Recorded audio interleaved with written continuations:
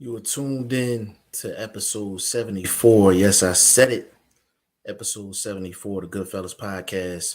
I am your host, G5 Jeff TV, aka G5, aka 5, aka the Guru. I'm in the building, solo, but that's okay because we here to talk boxing, and that's what we gonna do.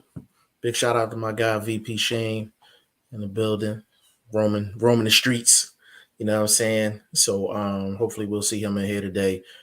Big shout out to my bro, Boxing First Vlog, aka the General, aka Blunt Bayless, aka Mr. 1K in the building.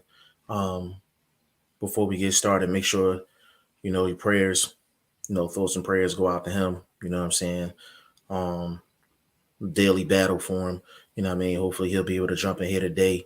Um, For the people that's listening, please put a one in the comment section if you can hear me okay. If you don't mind, if you are listening, put a one in the comment section if you can hear me okay. Once I get that one in the comment section, I know we good to go. And then we can go ahead and get started. But yes, this is episode 74, and we gotta cook on a lot of different things, man. Like I put titles up, but we got to cook on a lot of different things. Got family in the building. Ashley's Corner in the building. What's going on, Ash? If you're not subscribed to Ashley's Corner, I think y'all need to go ahead and go do that. Ashley's Corner, probably me personally, my favorite female to listen to come down to boxing. I think she's the most knowledgeable out of everyone, out of all of the females. You know what I'm saying? So big shout out to Ashley's Corner for sure.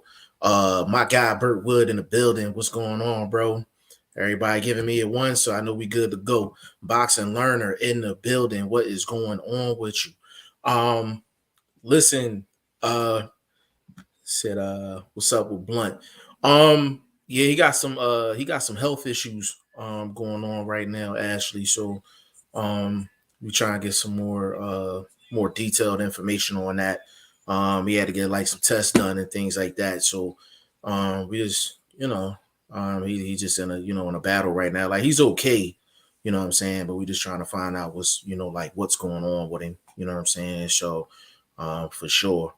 But once we get something, we definitely gonna let you know, like you family, like so we're gonna definitely let you know. Say appreciate you. Yeah, hey, listen, like we gonna keep it a buck over here. Like the thing about boxing is that we don't have enough female interaction anyway, because a lot of females don't get the recognition that they deserve.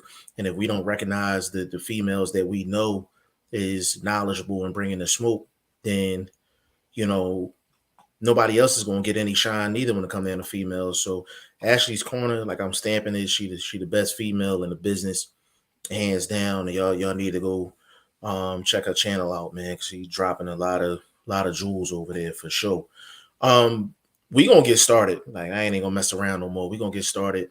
Inoue versus Donaire was just announced, and it's going down, I think, in June. This is one of the best fights you can make. It's one of the best fights you can make. Inoue is, he's one of the best in the business. Just mowing everybody down. Donaire, you can make the argument that he was 2021 Fighter of the Year. The things that he did in 2021 was absolutely amazing. Beat two top level guys and guys that he was underdog. He was an underdog against both guys. And Donaire went out there and not only won, but he looked impressive doing it. So this is a premier matchup. And I'm not gonna lie, boxing is off to a really, really, really good start. Really, really good start. There's a lot of good fights coming up. PBC schedule looks good. The zone got some stuff dropping. Top rank got some stuff dropping. Like this is good for boxing. Just good overall cards, interesting matchups. We got crossroad fights. We got young bucks. Taking step up fights. We got unification. We got a little bit of everything in boxing. I know boxing takes a lot of heat, but when you actually look at the schedule and actually break down the actual matchups from top to bottom, like it's giving you a little bit of everything. It's giving you a little bit of everything. So Inoue and Donaire is just another announcement of many great fights that's going down in the first half of 2022. So I'm really excited about that. You still got to favor Inoue because he's the younger fighter, fresher fighter, more athletic, more dynamic. But Donaire is great. Like, like Donaire is a great fighter, man. He's a Hall of Famer in my book. He's a Hall of Famer in my book, and he's an example of a guy that even if you take a loss, it's okay. You get back on and you ride out. You improve your craft. Become more knowledgeable in terms of what opponents you pick and when you pick them. Because I say it all the time. Um, matchmaking is 90% of the game. And when you matchmake correctly and you're working hard and you can perform under them lights, you could do some great things in the sport of boxing. But at some point, it's slip ups either with guys performing or they're getting put in with bad matchup guys. Like I just off the top of my head, like Joseph Adorno fought Rivera over the weekend and took a loss in that fight. Like that was a bad matchup for Adorno. That was a horrible, horrible style matchup for Adorno. But he ended up taking the fight and he ended up losing. Me personally, I don't think he should have been in that fight at all. That's just a bad style matchup. But you see that all through the sport of boxing. Like throughout history, you just see bad style matchups, and you never know why a guy takes a fight. They may not care that it's a bad style matchup. They might have financial issues and be like, yo, I gotta take this bread. Or it could be a situation where they like you're forced to take the fight, either take this fight or you get put on the shelf, and you see that as well.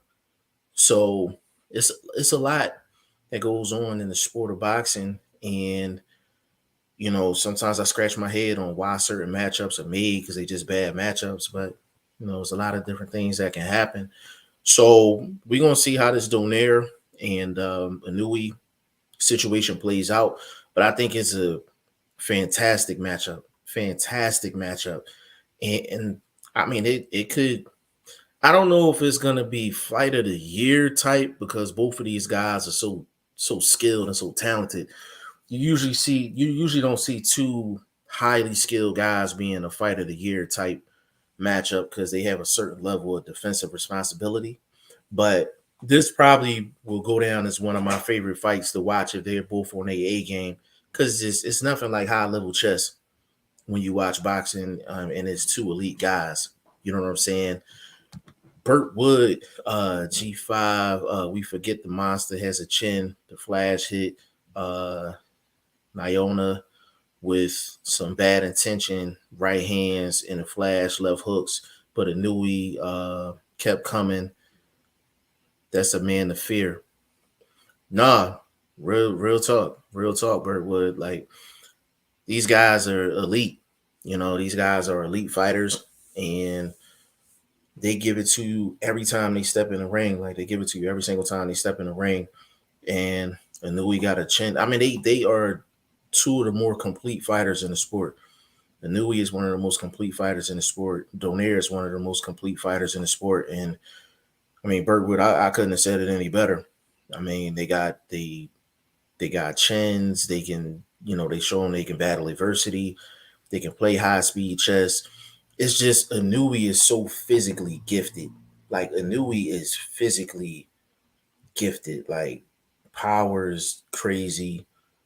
The speed, the quickness, and then what he does with the speed and the quickness, like he really changes levels and changes up his speeds. I mean, it's elite. And I like to compare it to baseball. You can get a power pitcher, all they throwing is fastballs, 95, 100, miles an hour. And that's all they're throwing. Eventually, the batter is going to catch up with them fastballs. But I'd rather have that guy that can throw you that 98-mile-an-hour fastball, then they throwing you that 82-mile-an-hour slider or that 77-mile-an-hour changeup or that curveball. You understand what I'm saying? Like, so that's what guys like Inoue and Donaire bring to the table, that you can teach it, but the guys got to have that physical skill, that physical talent, and the ability to adapt in the ring. And that's what they have, man. So Birdwood, that's a great comment. Monster will KO Donaire liver shot, but I love Nonito. I I can see that happening. I just think if Donaire was the same, like this one of the matchups, I'm like Donaire in his prime versus Inoue in his prime. Who would you take? This is one of them type fights. But the fact that Donaire is taking a fight now, and I think he's 39, if I'm not mistaken, it just goes to show you what type of fighter Donaire is right now. Like he's highly competitive. He's probably going to be highly competitive against Inoue right now at 39. So just imagine if Donaire was fighting Inoue and he was in his prime in terms of age and everything. So I can see Inoue getting the victory, but Donaire ain't gonna be no easy out. You better believe that. Second Ezra in the building. What is going on? Said peace to my boxing family. Salute to you, bro. Salute to you. You always up in here, man, for sure. Andre Southgate in the building. Big shout out to Andre Southgate. What's going on, bro? He said salute here listening. Donaire got a lethal left hook. That power always gonna be there regardless of his age. Yeah, yeah. And Andre, the thing about Donaire and that hook, that left hook, that right hook is not bad neither. But he's that left hook, the money shot. The thing I love about Donaire, and in terms of the hook, when he needs to make it a looping shot, he's educated enough inside the ring of when to make it a looping shot. When he needs to make that hook compact, he's conscious enough to know when to make that hook compact. Both of the victories that he got last year, he got the ball rolling off of short left hooks in the pocket. And when you throwing short compact shots and you're getting you still getting power on them shots, it's a beautiful thing. And that's what makes Donaire so tough, because he can fight long, he can fight on the inside as well. And then those compact hooks is what gets his guys in a lot of trouble, because he's good with his feet too. Good footwork as well. So he's turning shots. He's getting you on an angle. Donaire is one of the best in the business. And like I said, that is a Hall of Fame fighter that's going to be going up against one of the best young cats in the business in Inoue. So, of course, this matchup has been rumored for months, but to know that it's actually going down, I hear rumors all the time. I'm like, until I see a date and a location, I don't get excited until I see a date and a location. So we have a date, we have a location, and I think it's a fantastic matchup. But it is Inoue's fight to lose. But that's credit to Inoue. That's how good Inoue is. So big shout out to both guys for even taking a fight. But Andre Southgate, I agree 100%, man. That left hook that can turn anybody electricity off, man. For real, it definitely can. And actually, looking at the schedule this weekend is relatively light. There's a couple of fights coming on this weekend, but nothing really like crazy in terms of names. Like top matchups. But the next weekend, April 9th, yeah, that's that's when it's going down. Like that's definitely when it's going down. April 9th, Gennady Golovkin, Ryota Murata is going down. Everybody's favorite fighter to hate, Ryan Garcia, is going to be going up against Boxing First Vlog's main guy, Emmanuel Tegu. That should be a good fight. What other fight is going down? Lubin and Fundora. Lubin and Fundora, that's going to be a good fight. Tony Harris and Sergio Garcia on the undercard. Um, who else? Who else? Who else? Trying to scan through real quick. Gabe Rosado and Shane Mosley Jr. That's a good fight too. So not this weekend coming up, but the next weekend is going to be stacked full of fights, and definitely looking forward to it. And the thing, this is why I'm not a fan of just one network. Like April 9th, the Zone bringing some smoke, Showtime bringing some smoke, ESPN bringing some smoke. We should just embrace any network that's bringing us boxing, whether it's Fight TV or a local television network that's bringing fights on. If people are broadcasting fights, man, we just need to embrace it, even if it's fights that's on Facebook.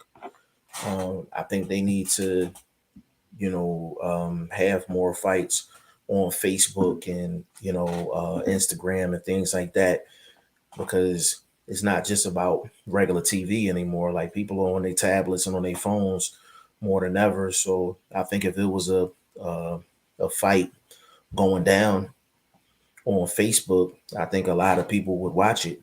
A lot of people will watch it. Even if they don't watch it live, they'll watch the playback. The playback could be crazy. You know what I'm saying? So I think people need to look into that a little bit more. But April 9th is going to be a huge weekend full of fights. Burt Woods, G5, who has the best defense, Monster or Nonito? That's a good question. It's hard. That's a hard answer because Inoue is good defensively strictly because his offense is so great. You understand what I'm saying? His offense is so good and his powers will make any opponent hesitate. I don't think Inoue has ever seen anybody actually like unload the clip on him where he had to make sound defensive decisions, probably since the first Donaire fight. I mean, even when he fought I think it was Jason Maloney. Was it Maloney? Jason Maloney? Even he wasn't really bringing anything to make Inoue really sit back and like think defensively responsible. Like, I'm gonna say Nonito is probably,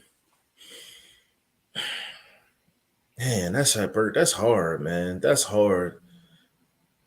I'm gonna say Inoue is better defensively, but not because I think he has more defensive talent, if that makes any sense. I just think you heard the old phrase like your best defense is a good offense. Like I'm telling you, Inoue has the better defense because his offense is so dynamic. Donaire probably has the better basics though, like just basic fundamentals. He probably has the better fundamentals of the two, but Inoue is just he's good defensively because of his offense. You know what I'm saying? I hope I answered that and didn't dance around that too much, but that was a good question. Andre Southgate for sure. Boxing is lit this year already. A lot of great fights coming up. Man, Andre, listen, I think boxing last year was great. And, we had a couple situations, Jake Paul and things like that, where it kind of got boxing fans distracted a little bit and people was looking at boxing in a negative light. You know what I'm saying? But last year was great. Great fights. This year, off to a good start. By the time June come around, we gonna be knee deep in great fights that we can go back and talk about. So Andre Southgate, I agree 100%. Burt Woods, Stephen Fulton, Danny Roman, June 4th. Yeah, that's one of my favorite fights on the PBC schedule. Stephen Fulton, Danny Roman. That's a great matchup. That's a great matchup. Don't get me wrong. Fulton is a clear favorite. Fulton's a clear favorite. I'm not just saying that because he's from Philly and I'm from Philly and all that other good stuff. Like, I know Philly support Philly, but I'm putting that to the side. I got my boxing glasses on and the lab coat. And the boxing glasses and the lab coat say that Stephen Fulton should be clear favorite. No doubt about it. Clear favorite in that fight. Danny Roman is going to give him some issues, but I think Fulton can make this a 8-4, 9-3 fight. But that's a really, really good fight, though. And people need to credit Cool Boy Steph for what he's done with his career. His last three fights, once he fights Roman, would have been Angelo Leo for a belt, Brandon Figueroa for unification, and then Danny Roman, who was a top 5 guy at 122. Even before that, he has fought, I think, 8 or 9 undefeated fighters in his career. Stephen Fulton is that dude. And they match him up against any and every style, and he comes out looking clean. Comes out looking clean every time. He gets this win against Danny Roman. He's definitely in my top 6 or 7 pound for pound. I had to figure out where he's at. But if he get this victory, he's going on a real epic run. Stephen Fulton's one of the best fighters in the world, man. And I think people need to give him his flowers. Give it to him now before he go win 2-3 more fights and y'all really paying attention. My God. YSM Sports Media, that's the family right there, man. Big shout out to Millie. Said boxing showed his ass this April. Yeah, April was stacked, bro. April was stacked. Definitely stacked. April 9th is gonna be, that's the only thing that's crazy. YSM is just trying to cover all these fights, bro. You be having 3-4 cards in a day. It's like a marathon, full of fights, man. It's very difficult to cover all of these fights because you take YSM Sports Media, you take myself, you take, Shane and, Vlog, a bunch of other guys. We actually want to sit, watch a fight, and actually break down the fight from a technical standpoint. Not only is it entertainment, it's almost like homework for us. And it's hard to do that when you got 4 different cards in one day and you're trying to cover it from a media standpoint. You're trying to enjoy it from an entertainment standpoint. And then on top of that, you actually want to break down the fights because you're a tactician when it comes down to boxing. So that's probably the only good problem when you have days like April 9th coming up when you got so many cards and it's day and night. It's just fight at the fight, card at the card. I'm happy and grateful for those days, but I be dead tired. I be dead tired, man, for sure. You ain't lying. I'm gonna have to get some CMOS. Yeah, man. Yeah, we definitely going to get some CMOS, man. Get some CMOS. Actually, we're going to hit Rob Acosta up, man. Get some flavor CMOS, man. Big shout out to Boot Center strength and conditioning coach, man, Rob Acosta, one of the best strength and conditioning guys in the business. And he's bigger than just Boot Centers too, man. He got a lot of young fighters he just picked up, doing great work with them. So hopefully we can get Rob Acosta on soon and he could bring some of his young studs that he's working with in the gym. And we can chop it up, talk some boxing with him. But yeah, YSM, we definitely gonna have to get a $25 jar of CMOS from my man Rob Acosta, man. Big shout out to Rob Acosta for sure. Burt Wood, G5. Have you heard of this fighter Shabazz Masood called out Inoue? I've heard of the name. I'm not too familiar to be 100% honest, but Inoue is at the top of the food chain. So, if you're below Inoue and you in that division, then you're supposed to be calling them out.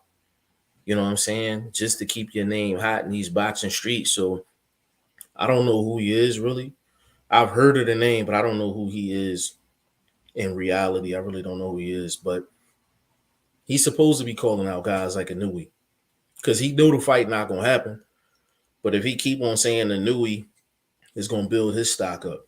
So I'll check him out, though.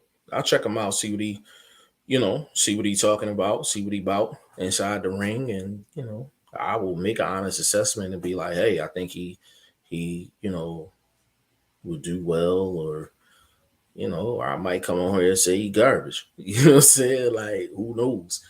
You know what I'm saying? So we're going to see what happens as far as that's concerned. But, April 9th is going to be crazy. Another topic I haven't touched on here is, hold on, I got to change something. Hold on a second. Hold on a second. Oh, my bad. I had my uh I had my banner on there from when I was doing the interview. So I definitely got to put the Goodfellas banner up in the corner there. My bad, fellas.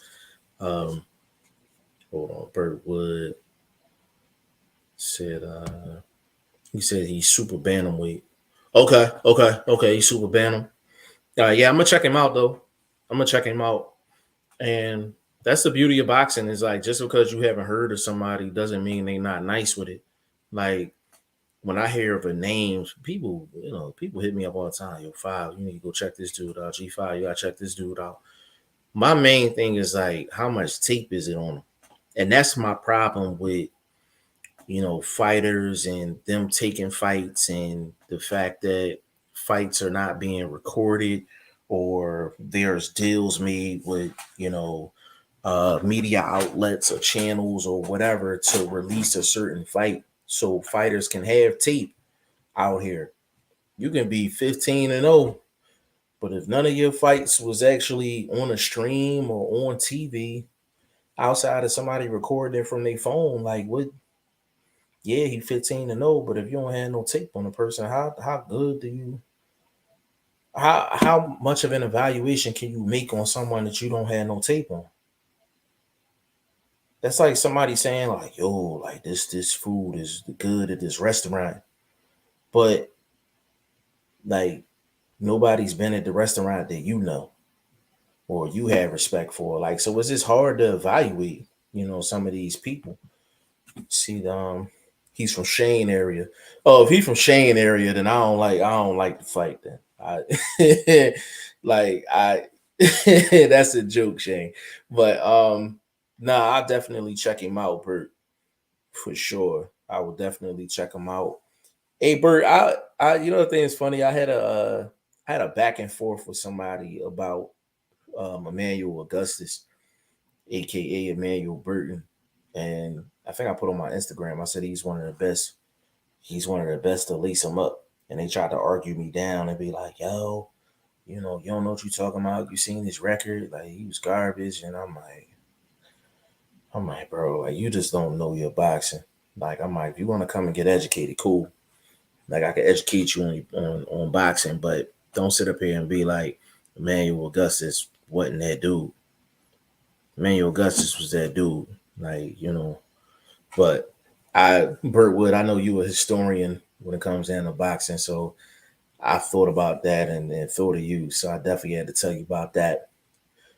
But the one topic we didn't talk about, and it's crazy because it's been out for, like, I would say over a week, but Tank Davis, Rolly Romero is coming up, but that's not even the headline.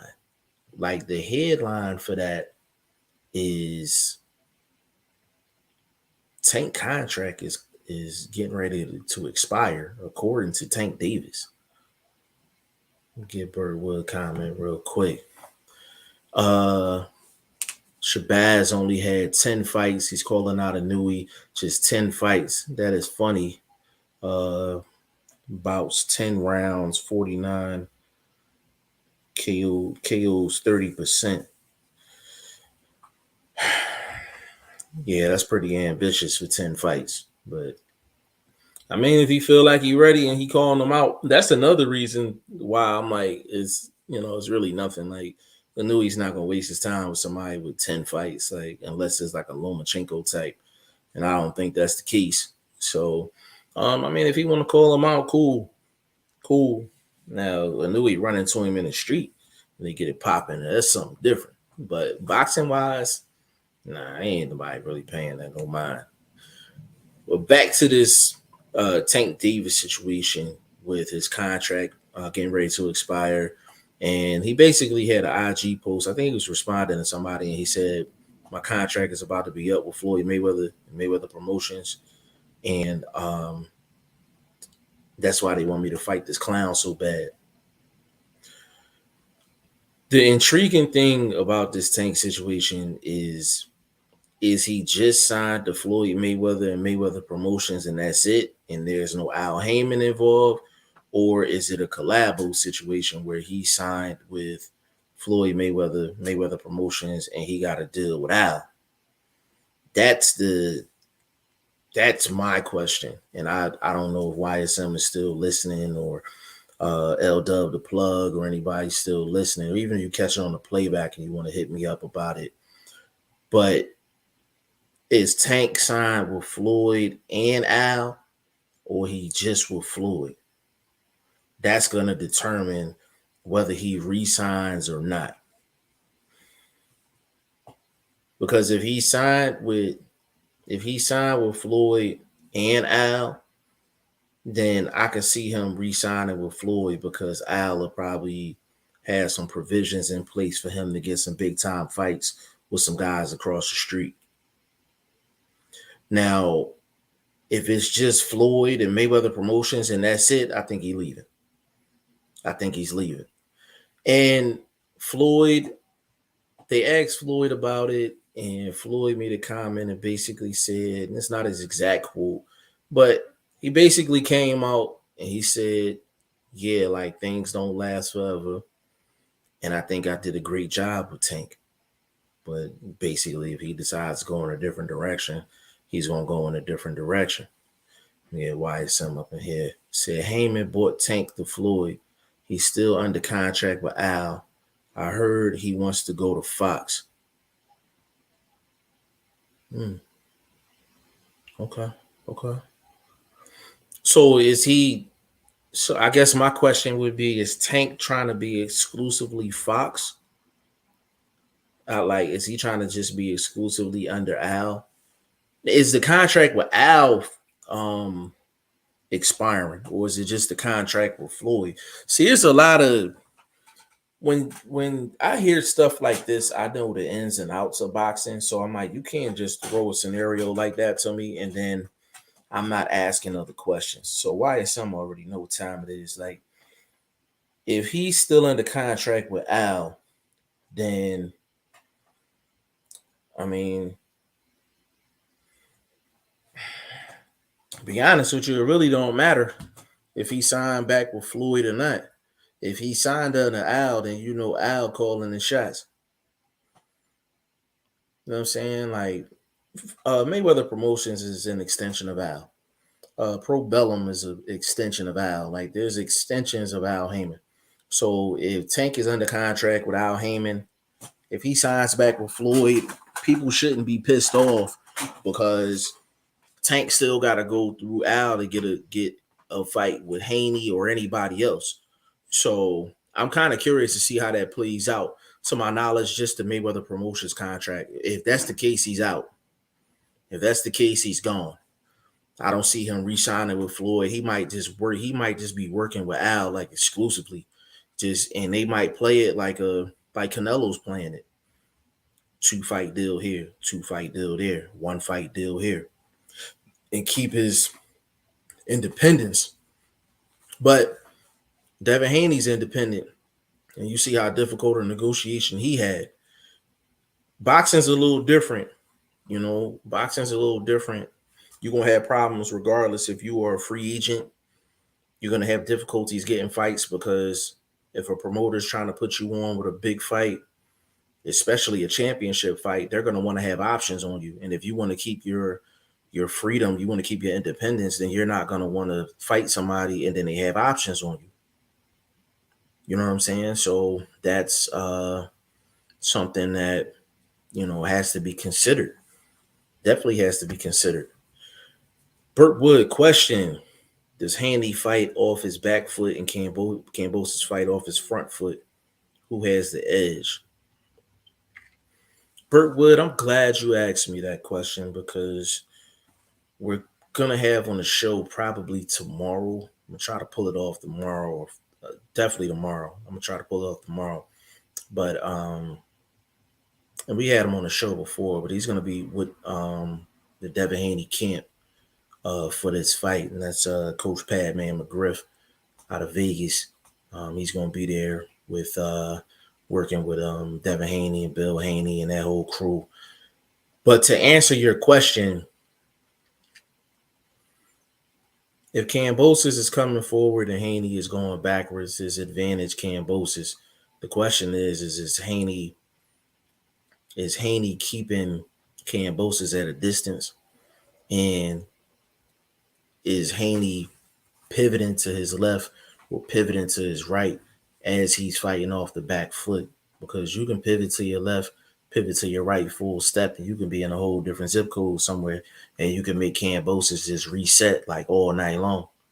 So it depends. That's a pretty broad question, but Kambosos would rather be going forward than backwards.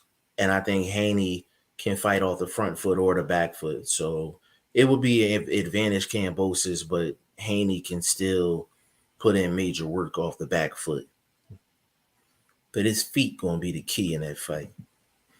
YSL TMT fight strictly under Showtime. Damn, yeah, you're right. You're right. You're right. You thought I'm thinking TMT and I'm thinking Badu Jack and I'm thinking Richardson Hitchens.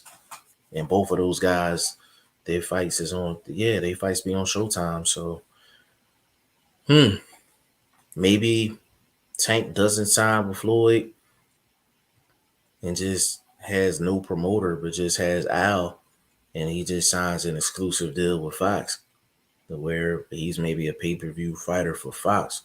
That's interesting to see how that's going to play out, because Tank is in a position of where he can ask for a lot of upfront money, because you can't say he's a pay-per-view star, this, that, and the third, and then when it comes contract time, you're not going to say the same thing because you're trying to cut down on how much you need to pay him up front. Devin Haney showed what you do when you really want to fight. Did Terrence Crawford really want that fight a couple years ago? And does all the other lightweights really want Tank?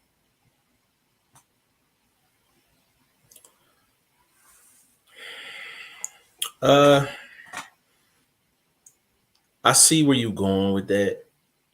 As far as Terrence Crawford is concerned, I wish he would have took the 60-40 at the time. I wish he would have took the 60-40 at the time. Because if you're Terrence Crawford, if they offer him 60-40 and maybe some back end money, then me personally, I wish he would have took it, because if he honestly believed he was going to beat Spence, it's going to be a rematch anyway, and then you could flip it around and you get the 60%. So Devin Haney gave up a lot to get this fight. And I know a lot more about this contract than other people, because I know people on the inside with Haney. But he gave up a lot to get this fight and to get this opportunity. And big shout out to Kambosos for maximizing his position. And I say it all the time: a fool is a person that has leverage and don't use it. Kambosos definitely used his leverage. He got a home game. If he lose, the rematch is a home game. And it's a big advantage Kambosos. And Haney's going to have to go in there and fight a masterpiece, because he has to get a decision out there. That's the thing. Because I don't think Devin Haney's knocking anything out based off of his track record over the past year or two. I don't think he's knocking anything out. Now, got my man Padman McGriff in the camp with him. It's going to be interesting to see what they do, what changes they make, and things like that. But we're going to see. And to answer this second part about, does the other lightweights really want Tank? I think any of them dudes will fight Tank. I just think it's just Tank is high risk, high reward, and those guys want to get paid accordingly. I think it's just business. I think Ryan Garcia would jump in the ring with Tank if the bread was right. Haney will jump in the ring with Tank if the bread is right. I think Tiafimo. I think all them dudes. I think they watched guys like Mayweather cash out and have so much money and all of that. Like they trying to get big checks. They trying to get big checks. I mean, to be honest with you, YSM, them dudes could have a round robin between like the 6 of them, and literally they can just fight each other within them 6 people and really be getting 7-figure paydays, high 7-figure paydays each fight if they wanted to. If they didn't care about if they took a loss or not, and they was just doing a round robin, just six lightweights. You know what I'm saying? Like you take Cambosis, uh Devin Haney, Tiafimo, Tank, Ryan Garcia, throw a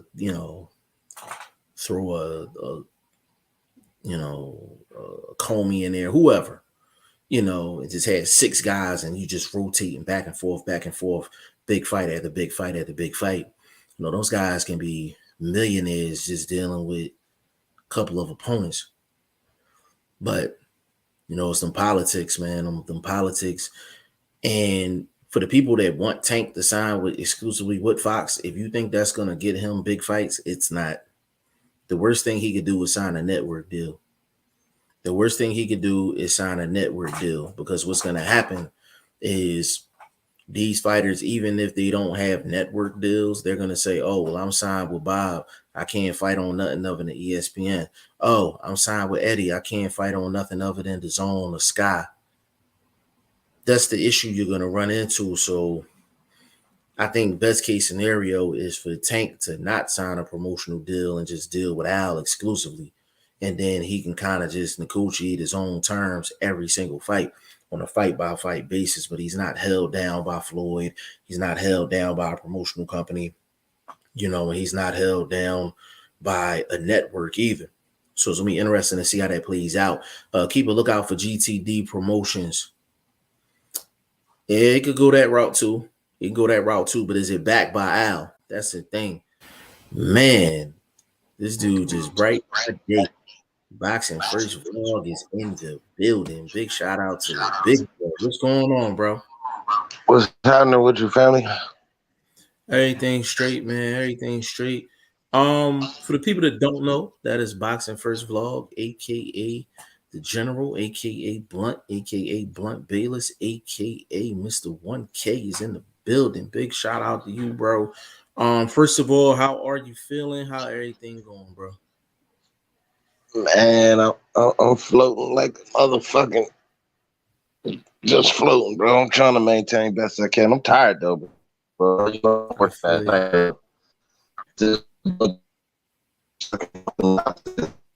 Man, yo, your joint popping in and out, bro. You can't hear me? I can hear you now. Whatever you just did, stay there. Oh, okay. Yeah, my bad, bro. I was saying though, I still been keeping my eye on the game though. Shit, what you been rapping about? I know you've been on for a minute. Yeah, we just started touching on this Tank situation and with his contract with Floyd. He said it's about to expire. Like, what do you think? What you think the best situation for Tank going forward? Like, is it to re-sign with Floyd? Should he just deal with Al exclusively? Should he go across the street? Like, what you think, bro? I don't know. Try to find some way to wiggle some independence in whatever this new situation gonna be. Find some way to not kind of be anchored down, so to speak. Because what Haney's doing is working. You kind of have to bite a bullet in one situation, but then you turn around and get blessed on the backside. Like what he doing as far as trying to chase these belts. Okay, you know what I mean? I'll take the loss coming through the door, but you know what I mean? I'm going to switch all this around once I get all them straps, and that makes sense to me. You know what I mean? That doesn't make any sense to be greedy over one situation. Now, if you can't boast this, yeah, do that, because you're not going to hold these straps like that. You see what I'm saying? So he trying to eat as much as he can, and for somebody like Tank, you got to kind of look at what's happening for fighter like Haney and other guys that are have some sense of independence, that you got to find a way to you know what I mean, have some say so more, and not kind of leave it up to the suits such as Floyd and Al and any of these other guys. No, well said. Well said. And the thing about Tank is he's gonna have in boxing, you always gonna have problems. So it's kind of like, what set of problems do you want? Do you want problems as an independent party, or do you want problems being tied down to a promoter? Now, Tank spent his whole career being tied down to a promoter. Now, do I feel like Floyd has done a good job with Tank? I feel like Tank is popular partially because of Floyd. It's going to be interesting to see if his popularity goes up, goes down, or stays the same if he leaves Floyd. But a promoter's job is to get your guy strapped, make him become a world champion. And he became a world champion under Floyd, and he's also one of the biggest names in the sport under Floyd. So I can't say that Floyd didn't do his job. The one thing that Floyd didn't do is get the mega fight for Tank. And I think if he would have got Tank a mega fight, I think this would be a no-brainer for Tank to re-sign with him. But because he didn't, now you're looking at independence. You're looking at, other situations. I just don't want to see. I don't want to see Tank sign like an exclusive like network deal. Like I don't want to see that, because that's just as worse as signing with a promoter. Because if you sign a network deal, then you only can fight on that network. You know what I'm saying? So I don't want to see that either. But it's gonna be Uh, interesting to see what he does. yeah, I mean, as far as Floyd and how he guided him, I guess you're going to be cautious. You don't kind of want your shooting star to flame out, so to speak. So I Mm-hmm. thought he was being very cautious with him.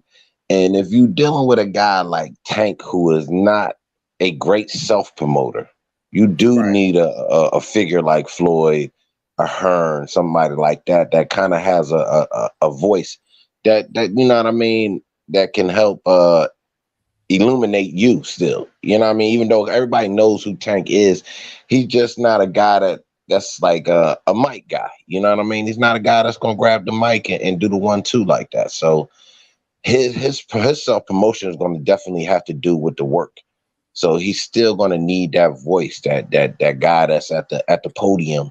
You see what I mean? So I Right. think he's got to be smart in whatever he's doing next. Like, you know what I mean? Really, really, I'm not really religious, but pray on it, so to speak. You feel me? You know what I mean? Just really try to definitely analyze it the best you can. Don't look at it emotionally. You know what I mean? Don't be like, Right. yo, Floyd's done this for me, so I'm owed. I owe him this sort of, you know what I mean? Far as honesty and support, like he got to return it like that. You feel me? Like I think he did his job for Floyd, just like Floyd did his job for Tank. Right. So if it's time to elevate the the uh the historical route for my career, then you know what I mean, I just might have to do something for myself, like, because again, the big fight's still there. I don't think he's that guy that should have been rushed into big fights. I say maybe the last 2 or 3 he could have had a name or two, but right now I think he's still primed to get those big fights, the Haney's, the Garcias, these type of guys. Like, so I think that still can happen. It's just, how does he want it to happen? Does he want it to happen with Floyd, who's going to be real greedy, as we know, and try to, make the numbers so astronomical? Fights like that don't ever happen. You feel what I'm saying? So, like I said, I think he has to look at what Haney's doing. You know what I mean? Bite the bullet a little bit, You know what I mean? Take one step back to take 2 steps forward. So, feel me? I don't know. I wish him the best. I don't know what to do if I was in his shoes. I'm being so honest. I would not know what to do, but I feel like some sense of independence is the way to go. Yeah, I think, yeah, he in a tough spot, man. Like he's in a tough spot because they've been promoting Tank as the A side for the longest. So for him, it'd be kind of hard to take that one step back to take two steps forward, even though that probably would be the best case scenario for him. That's going to be a difficult decision for Tank.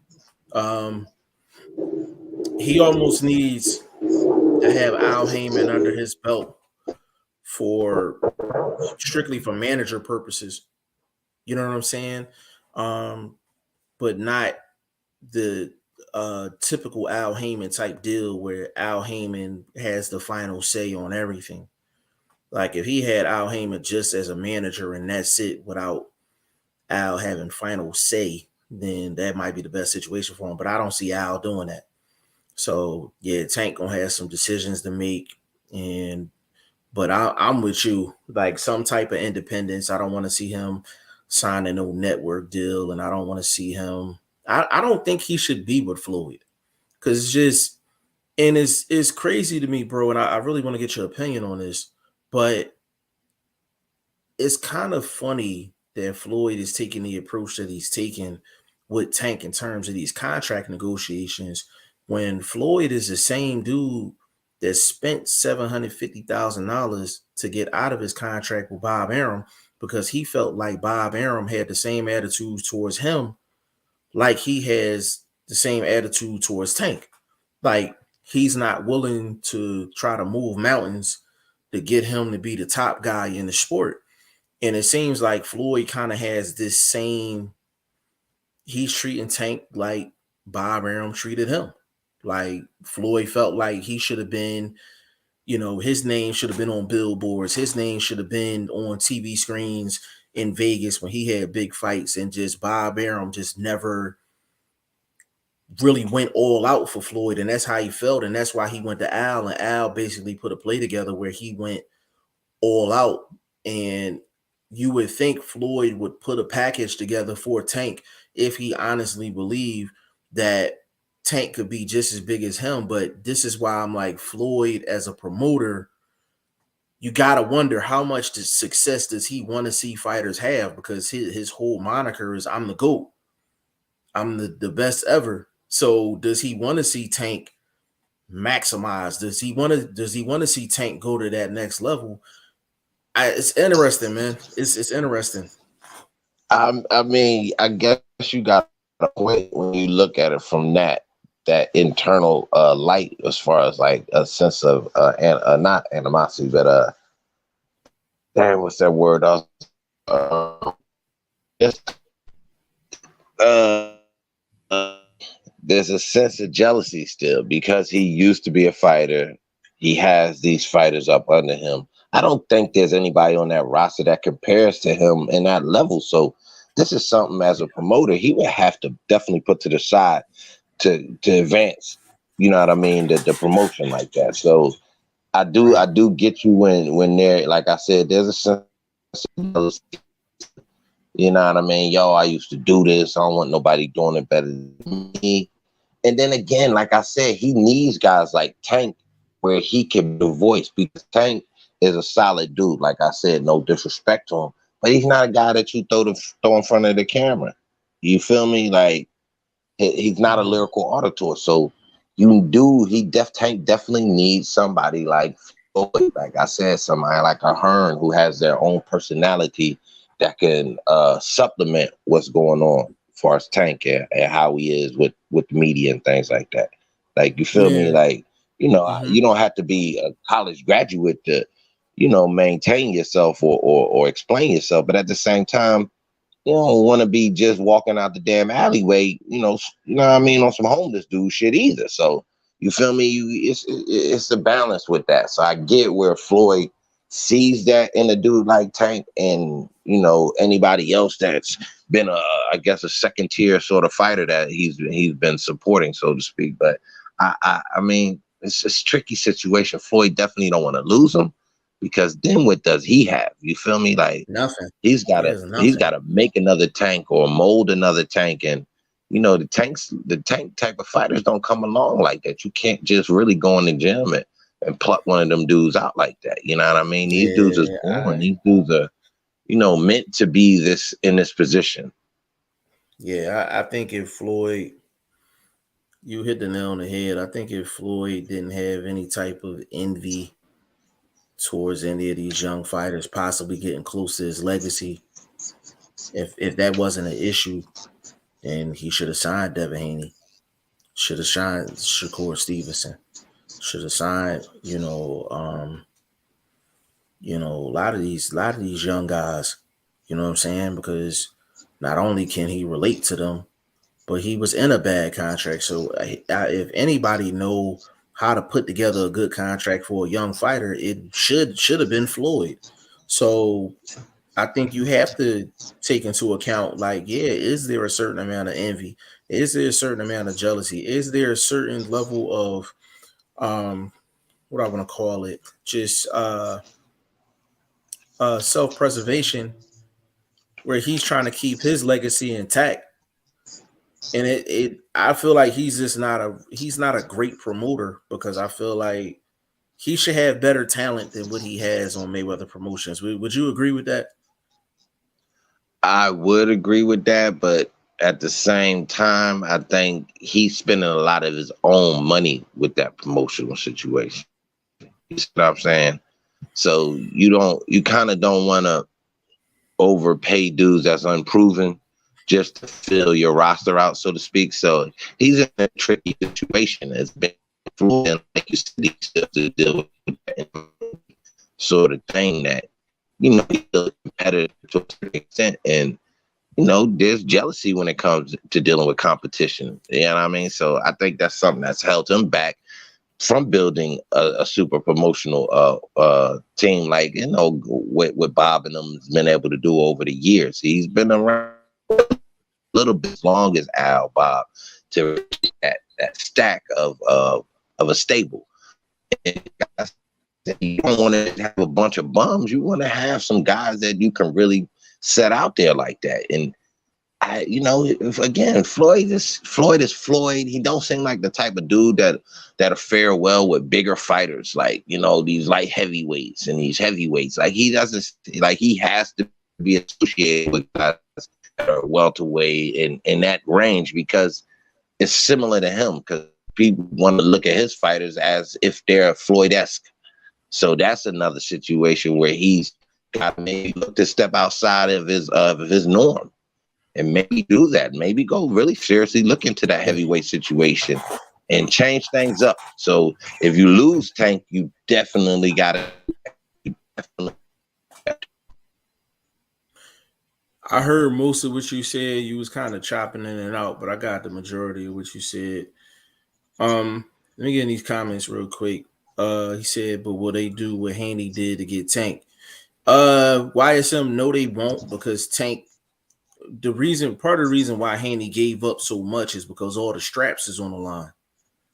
If Kambosos only had maybe 2 belts or 1 belt, then Haney wouldn't have done what he just did. He gave up all of these perks because all the belts are on the line. And like Vlog said, this is a situation where you have to bet on yourself. So yeah, he took a loss in negotiations, but if he wins this fight and wins in convincing fashion, he controls all of 135. He controls all of 135. All roads end at Devin Haney's front door. All rules in the Devin Haney's front door. That's Ryan Garcia. That's Tank Davis. All of these guys, all of them, Lomachenko, all of them. He holds all the cards. He controls his own negotiations as long as he has those belts. So he had to give up them perks. And like I said earlier, shout out to Kambosos for taking advantage of the negotiating. You're supposed to take advantage. You're supposed to get as much as you can when you had the negotiating power.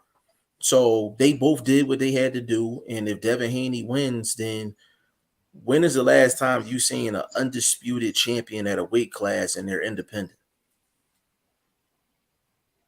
It'll be a beautiful thing for the sport, man. Like I said, it'll be like, you might get less of these career contracts. You might, like I said, you might start getting these 3 to 5 fight deals with fighters that where they'll be on top rank for a few years. It's not a big deal that they done slid over the PBC.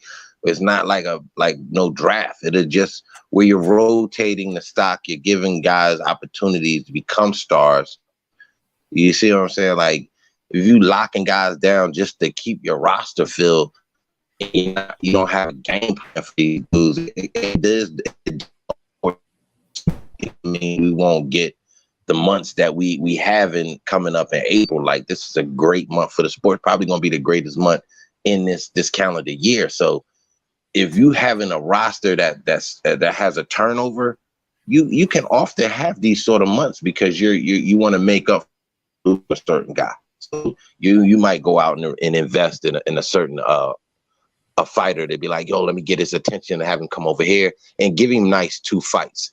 He might want to re-sign and get 2 more fights with you. So the promoters have to change up what they're doing too. So the game in itself is starting to change, and the fighters like Haney and hopefully what Tank is doing here coming up start changing the game where, like I said, on the backside, promoters are switching up what they're doing, and you know what I mean, just elevating the game to a certain extent.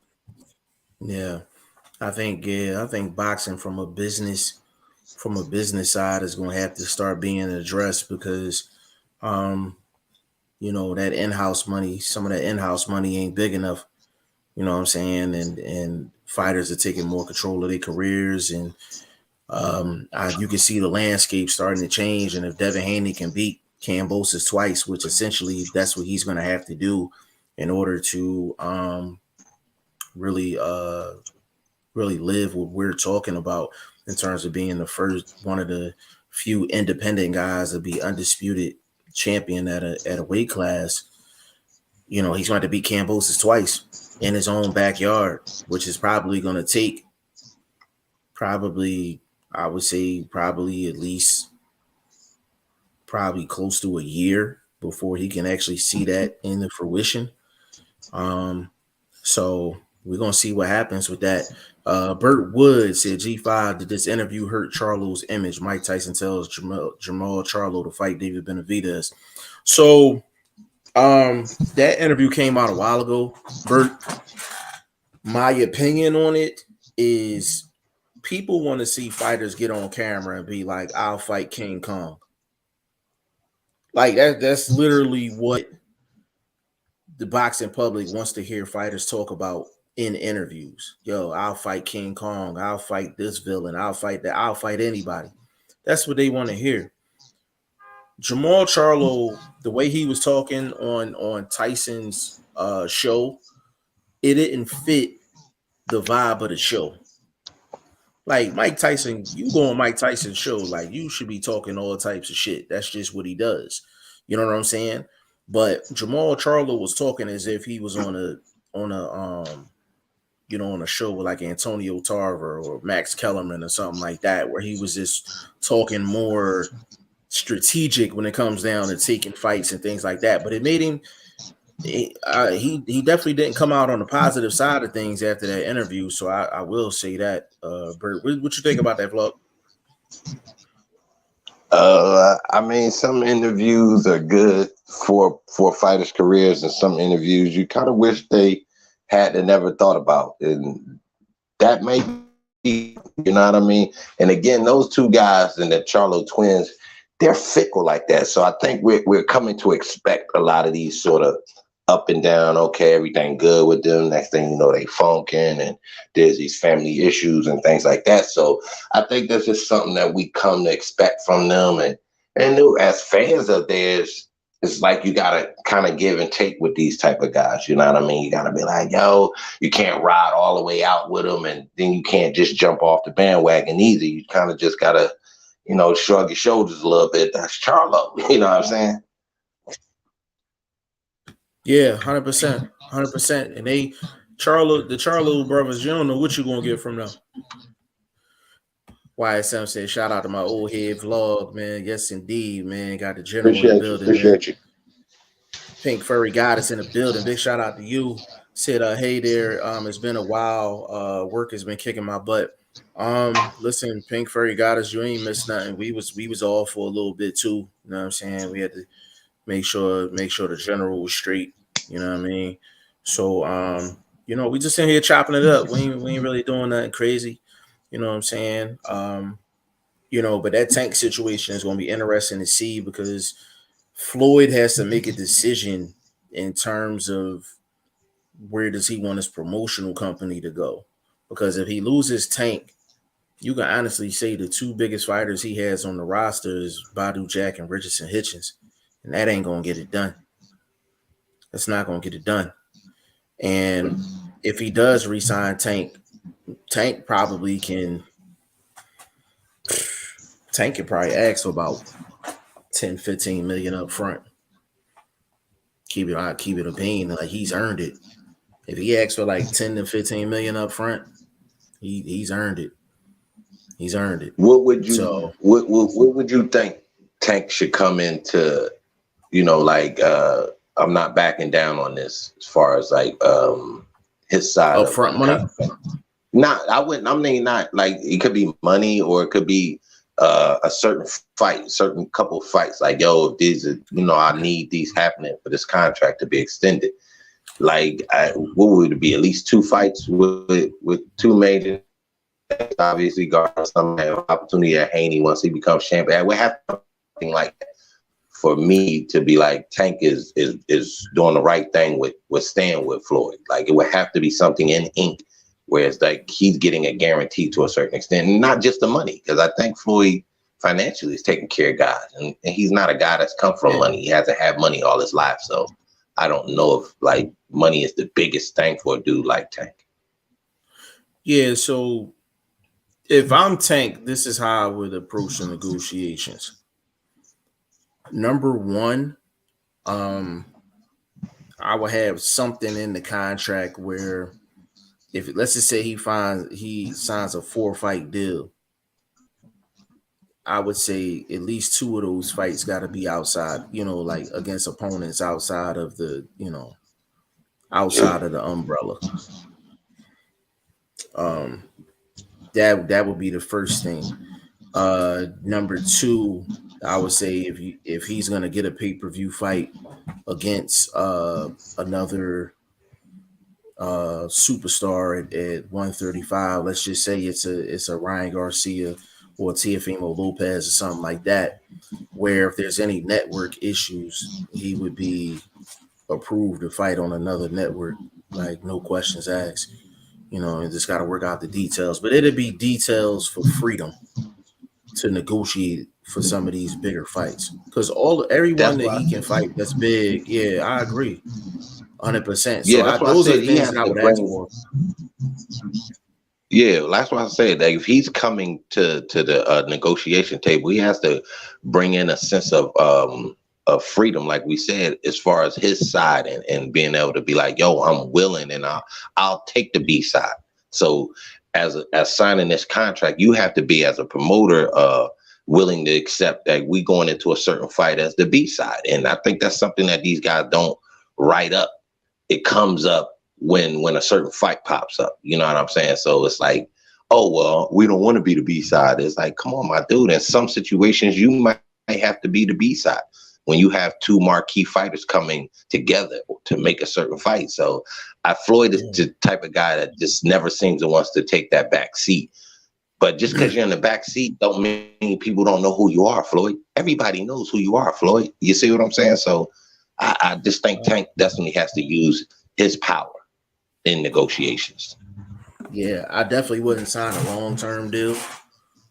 I would sign probably I would sign like a 2-fight deal. Do it like Canelo doing it. You know what I'm saying? Where he always betting on himself. He's always getting back to the negotiating table. Because if he wins, then his position is even stronger in the next negotiation. But the one thing with Canelo that I think Tank doesn't have, he doesn't have the entity behind him. It's not like Tank has the WBA behind him or the IBF behind him. Tank is just kind of your true independent star with not like I'm a career WBC champion type of guy, and the WBC's always supporting me, sort of thing. So I think with Canelo, he always had Suleiman and not in his back pocket, but right behind him. So, you know what I mean? Things don't go well with Zan or whatever. I can go to Jose. Jose can talk to PBC, or Jose can talk to Top Rank. Whoop-de-whoop. I think that's something that he has in over a guy like Tank when it comes to negotiation support. Right. No, that's a good point. That's a good point. And I guess Floyd and Al will be the equivalent of that backing for Tank. So if he doesn't sign with Floyd, does that mean Al Heyman is out of the picture too? Like it's a lot going on with that, but I'm pretty sure Tank will make the right decision. You said 2, I say 4.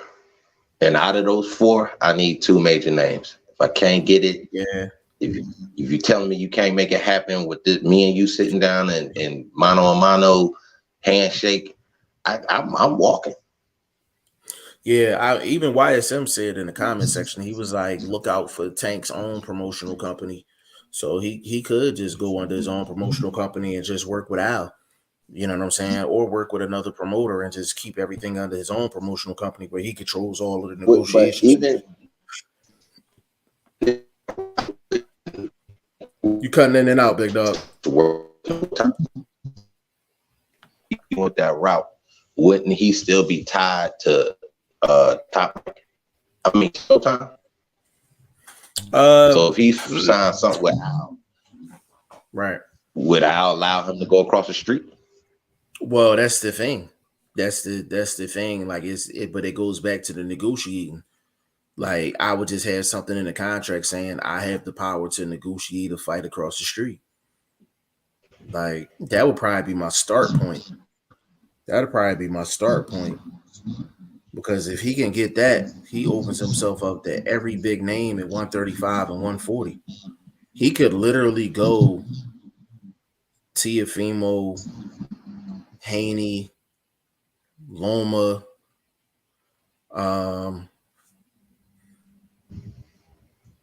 Mike check 1 2 1 2. I'm with you. I'm with you, man. The Wi-Fi going in and out, bro. You know how that shit go. You good. Like if he was to get that stipulation in his contract, he can literally go Loma, Haney, Teofimo, Ryan Garcia, Cambosis. That's 5 guys right there at 135. And then 140, he can go Josh Taylor. He can go Josh Taylor. He can go Jose Ramirez. He can go, man. He can go Pedraza. Like it's like he opens himself up to a whole new world if he's able to negotiate with people across the street. So that'll probably be my start point. Quick question: You think Eddie sent the note, like trying to sign Tank? Just being inquisitive. I wouldn't. I think Eddie Hearn. I think Eddie Hearn is always going to send some type of interest. But the thing with Eddie Hearn don't make the best business decisions when it comes out of boxing. He's promoted too many guys and allowed them to walk. Like, and that's a no-no in the sport of boxing. Like that's like you you got a car, you throw some 10 on that joint, nice little system, got some rims on that joint, you done kitted that whole joint out, and then you let somebody else drive it. You know what I'm saying? Like that's Eddie Hearn in a nutshell. You know what I'm saying? So do I think he has interest in Tank? Yeah. Hypothetically speaking, if he did sign Tank, would Tank be the biggest fighter on the Zan? Outside of Canelo, yes. I agree. He would definitely, if he was signed with Eddie Hearn, I think Eddie Hearn can get him a fight with anybody on the top rank side of things. And then he can get ordered at his own fights too. Eddie Hearn is probably the only person that's willing to play ball when it comes down to fighting on the other side of the street or just making deals, period. Like Eddie Hearn makes moves like a fan and not like a businessman. You know what I'm saying? Which is a good thing for boxing from a fan's point of view. Correct. Correct. Not good for him, but it's good for Yeah, us though. Yeah. but Eddie, but like we said, Eddie ain't throwing his own money around either. Yeah, he You feel throwing me? somebody else's money around. No, that's a fact. If that was his money, I think he would operate completely different. Like Yeah, that's what's going on with Floyd. Floyd's using yeah, his own money in a lot of these yeah. situations, and And he's this a is guy that kind of went through a lot to get the money, so he don't want to just throw it away on just stacking up a roster. So to speak. correct. And that's the thing. Like, Tank can really put himself in a position where he can be making like boatloads of money, and he's in all money fights, going forward. Mr. Motivator in the building. Big shout out to you, bro. He said, "Why Crawford ducking?" I don't want to say Crawford's ducking anybody. I think he's just waiting. He waiting for this Spence and Ugas fight to go down. And once that go down, he be sitting there waiting. Because when it come down to it, if Boots win against Castillo Clayton, he's going to become a mandatory. Spence wins a fight against Ugas, then Spence going to have to make a decision, either fight Bud or fight Boots, and he's going to fight Bud. Go ahead, Vlog. Yeah, I agree with that route, man. I think that's what it's just a weight game with Bud right now. You know what I mean? And he's in a driver's position, so to speak. Again, having that sense of independence, people may be more willing to talk to you. You see what I'm saying? And taking a look at what Haney's doing, Bud may do the same thing. I'll bite the bullet to get that fight. You feel what I'm saying? So I think it's a situation of patience is a virtue, and Bud is showing some good patience right now. Not doing a whole lot of media, which they've been known to over the years, kind of go back and forth a little bit on Twitter and things like that. But I think Bud is being very strategic, letting things play his way out with the court situation and just kind of staying low key, which he's always sort of been that type of fighter. He ain't never really been a guy that kicks up dust like that. Yeah. So I think just to be in the weight game and that pole position is a mother. Absolutely. Mr. Motivator said Conor Ben will be bigger than Tank. In what aspect? I was getting ready to say that. Mr. Motivator, can you elaborate on that a little bit more? Tank still has aspirations of titles. I don't know that we see Conor Ben as a champion at 147 or 154. Like he's a marquee fighter, and that's what they're doing with him, making sure he stays the marquee fighter. I don't know that he's better than Tank in a star role. I think they both equivalent to each other. Yeah, Mr. Motivator, I would love to hear kind of more details in terms of that comment. I don't want to make any. I mean, I know you was already rapping before I got in here, Jeff. What's your thoughts on this catch weight, man? You talking about Munguia and Danny Jacobs? No. What you talking about? Talking about Brian and Tagu. They got a catch weight? What kind of catch weight? Man, they talking about like 139, 138, some crazy shit. Right under 140. Where you see that at? Bro, that's all over the place. Oh man, I gotta read up on that. I ain't hear about that. Bro, I'm not mad at it as far as for Tagu. Who initiated it? Obviously, it's got to be coming from Ryan Garcia, bro. He's not gonna allow a fighter that we don't know to, control negotiations as far as subtle things like gloves. No, that's a fact. No, I don't even know why I asked that. No, good point. But and then look, bro, I'm gonna be honest, bro. I think this helps Tagu because it tells me Ryan Garcia is not 100% locked back into the game. This your first fight back. This a fight you've been promoting since the end of January, and you catch weighting it? Come on, bro. Either you fighting at 135 or you fighting at 140. Come on with the nonsense, bro. Cause you Ryan Garcia, you're allowed to do this. That's shit. That's cap, bro. Let me throw this idea by you. Do you think Ryan Garcia is trying to make a push for 140? Yes, I think he's trying to be a tweener right now and be able. But at the same time, I think it's a lack of discipline too. I think you could easily come in proper weight, fight at this 135, win the fight, and be like, you know what? I'm liking what I'm seeing at 140. I'm going that route. Don't set the weight up of this fight to make it a fight where your next fight could just be 140 or 135.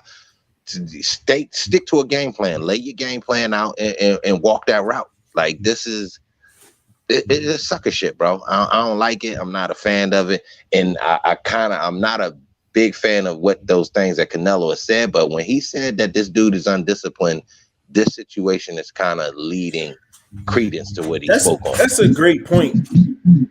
That's a great point, because Canelo definitely said that, and not being in the camp with Ryan Garcia and all that is kind of like who word you want to take. You know, who word do you want to believe? But when you hear Canelo say that, and then this guy's coming in with a catch weight of 138, 139, then that just goes to show that he might have been maybe about 160, 165 in his off season, and it was just too much weight to shed. And because he's in pole position, it's like, hey, either take this, catch weight, or you're not gonna get the payday. So, I think that's him using his leverage, yeah. But you can make that claim that he's not 100% back into the game, or he was just so heavy he just couldn't do the 135. But Tago's not in a position to really complain. But I think more weight for Tago, I think that's a good thing for Tago. He ain't got to come down to 135 neither. You know what I'm saying?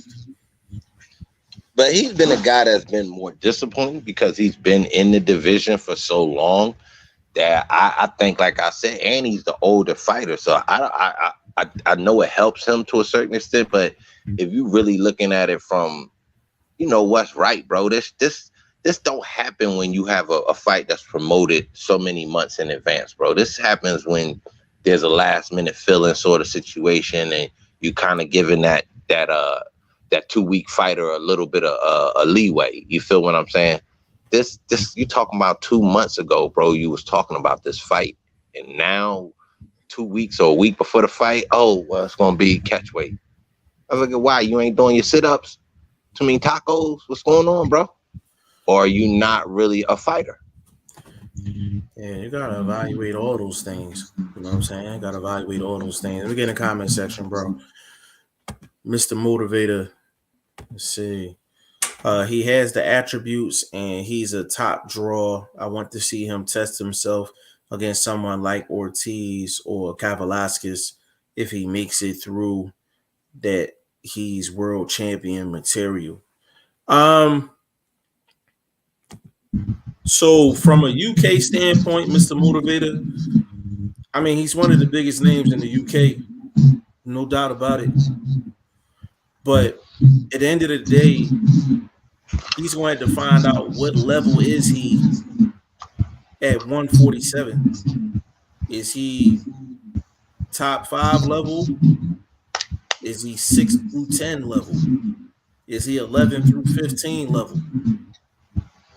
Those are questions that he's going to have to answer. And the reason why I'm not going to compare him to Tank is because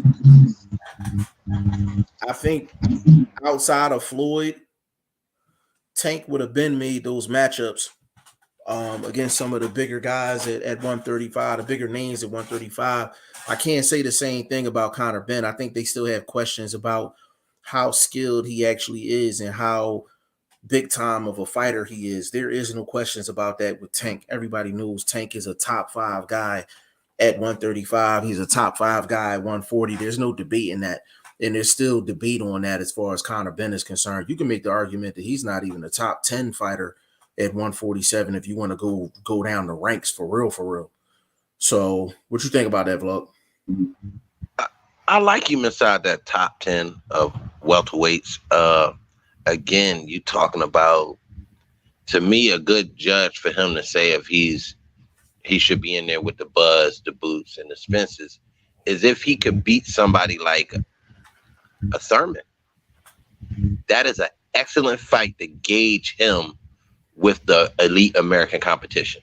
There's a few welterweights from on his side that I guess you could say if he beats those guys, he's a top guy. But is there money into putting him up against those guys? They're like I said, they're lining him up as just a boxing star, not necessarily this champion or whatever. Like, Correct. that's why the Brook fight is coming up, and they're talking massive numbers for a non-title fight, $10 million, bro.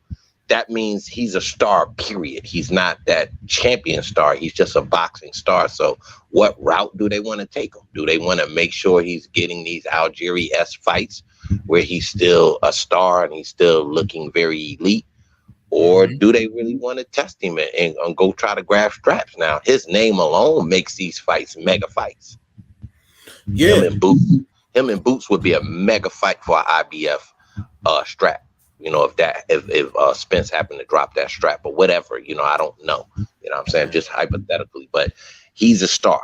That's can't even argue that. You know what I mean? They lined him up to be that guy. So where is he? I think, like I said, gauging him as far as being a top 5 guy would be, what would he do against a Thurman, a guy like that? Right. I mean, it's plenty of fights for Conor Benn at 147 to gauge where he's at. And I think, Blunt, you said it very, very well. Keith Thurman would be a good fight for Conor Benn. I think he loses that fight, but if I would love to see him in Barrios fight. I think that'd be a really, really good test because I think that's a step above the Algieri, but it's a little below that Keith Thurman. I ain't gonna lie to you, bro. I've been getting you with these calls on these joints. He takes Thurman out. He takes Thurman out. I don't think so. I don't think he's ready yet. What? Okay. Well, so all right. I don't want to stay on this one too long. You know what I'm saying? Because you know how we do. We get locked in and have these circular conversation. Right. Who does he have to beat right now for you to say he could beat a Thurman? Who's under Thurman that you for you to elevate him up to a Thurman level? To a Thurman level. Yeah. And not Barrios. We talking solid 147 guy. Don't give me. I'm with you. I'm not gonna give you Barrios.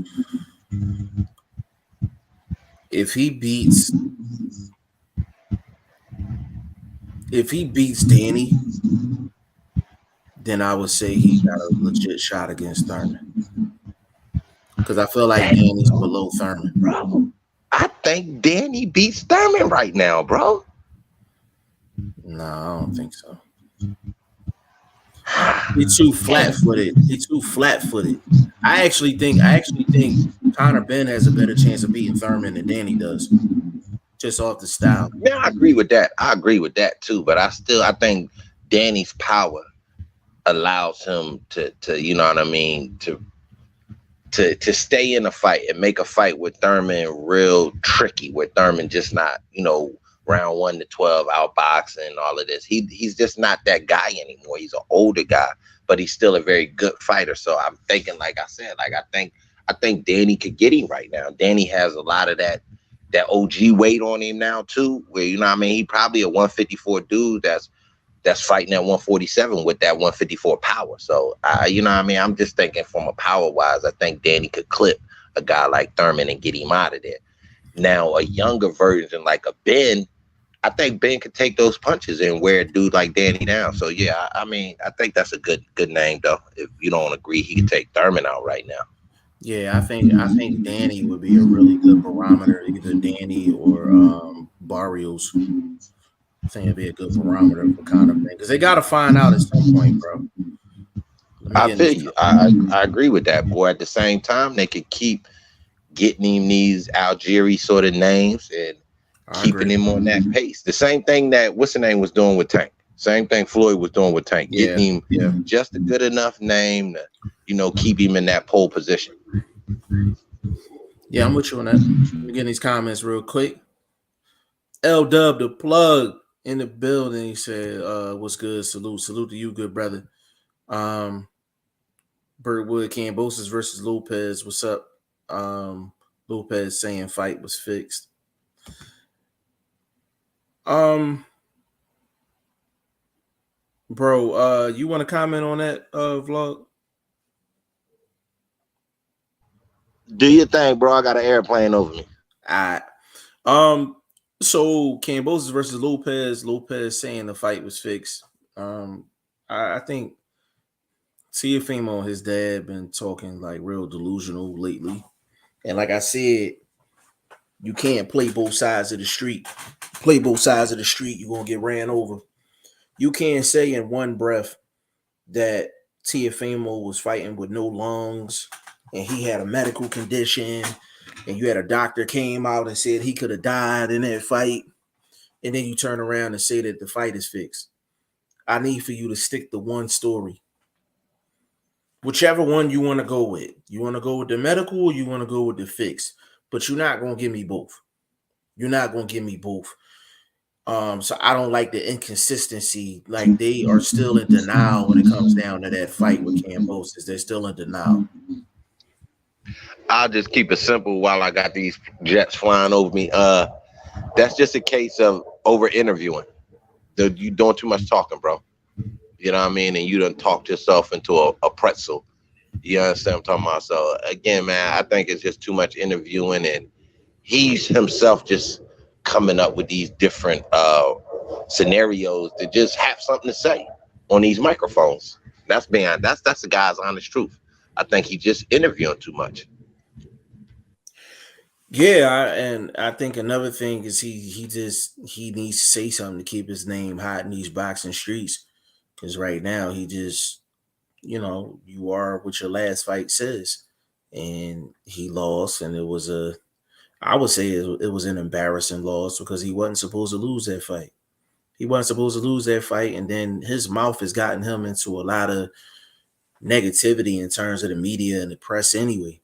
You know what I'm saying? Mr. Motivator, he wouldn't beat a prime Thurman, but I would say he beats him now. Yeah, hey man, that's what Vlog's saying. I don't think so, but we'll see what happens. I feel like if they're confident about that, then yeah, they should make that fight. They should make that fight. I agree with Homeboy. He smokes Thurman. Yeah, I mean, if they L Dub said Mean Machine, that's a good fight for Conor Ben too. Mean Machine, that's a good fight for him. And these are barometer fights. You want to see how good he actually is. So I'm cool with a Mean Machine fight. Cool with a Barrios fight. L Dub said Virgil beat Mean Machine, and some think Virgil beats Thurman now. So Benton versus Mean Machine. Yeah, I don't have a problem with Ben versus Mean Machine. I think that's a good matchup. No doubt about it. I think that's a good matchup. Mr. Motivator laughing. Hey, the word on the street is they talking about your boy. God damn, the boy that just fought Khan. God damn it. Oh, Brooke. Yeah, Brooke. So they talking about but they say Brooke won $10 million. Does he beat Brooke? I don't want to get into Does Conor Ben beat Brooke? Conor Ben beat Brooke. If that same Brooke that showed up against Khan shows up, that's a tough fight. That's a tough fight. I mean, but Ben a tough dude though, bro. He's not your consummate boxer. Like, you know what I'm saying? He's no Floyd, but he's no Sean Porter either. You feel me? Like he's a little bit of both, where he can move if he got to. You know what I mean? I think his defense it's okay, but he ain't been in there with no real killers to really be exposed defensively either. So right. You feel me? I like I said, bro, I like that fight though. I like the Ben fight. I mean the Brooke fight, but I think Thurman, for them to keep him on that pay-per-view tier, he gotta have a Thurman name. Yeah, I think Ben Brooke is a good fight. I can just see Brooke landing that jab straight right hand all night long. He got one of the best. Still to this day, Brooke has one of the best jab straight right hands in the business. Like that shit is money. And he gets full extension on that right hand too. It don't matter who he faces. Hold on, Mr. Motivator. Let me see. Brooke would lose to Ben. He even got buzzed by Khan, who isn't a power puncher. Chris G. Keith Thurman has a glass liver. That is funny, yo. He said he got a glass liver. Chris G, my boxing son, man. What's going on, Chris G? Yeah, I mean, if I had to bet money, I would say Conor Ben would beat Brooke just because he's the fresher fighter.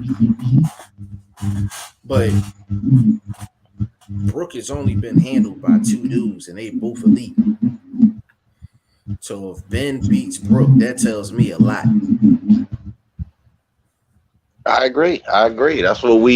That's what they promoting him to be, just an elite guy. I don't think they want him out there chasing straps, because when you come to chasing straps, those L's can start piling up. You know what I mean? Ask a Porter. You feel me? So I don't know if they want him in that category. I think they just want him as that name, and maybe, a couple years get that marquee title fight. And if he loses, he loses. But right now, don't put him in a situation where he got to bounce back from a loss and there wasn't nothing on the line. Like this Brooke fight would be a money fight. That's what's on the line. So you feel me? I think it's a good gauging fight too. Like I said, those two names right now, gauge and tell us, is he elite? Is he Thurman-esque? Can he beat a Ugas? Can he, you know what I'm saying? Can he beat a Porter? Porter's a great name. To keep it so honest, Porter is a great name for Ben right now.